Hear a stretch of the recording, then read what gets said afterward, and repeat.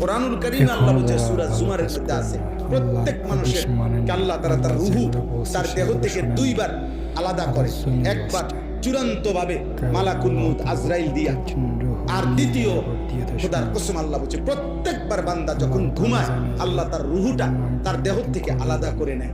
আল্লাহ নিজে বলছেন আমি চাইলেই আবার ফেরত দেই, আমি না চাইলে ফেরত দেই।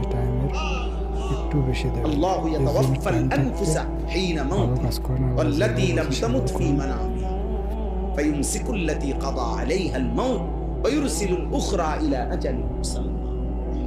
এরপরে আল্লাহ কি সুন্দর করে বলছে, তবে শোনো বান্দা, প্রতিবার যদিও আমি রূহটা ফেরত দেই ঘুম থেকে জাগবার সময়, কিন্তু এইটাও ইলা আজালিম মুসাম্মা, একটি নির্দিষ্ট সময় পর্যন্তই ফেরত দিচ্ছি।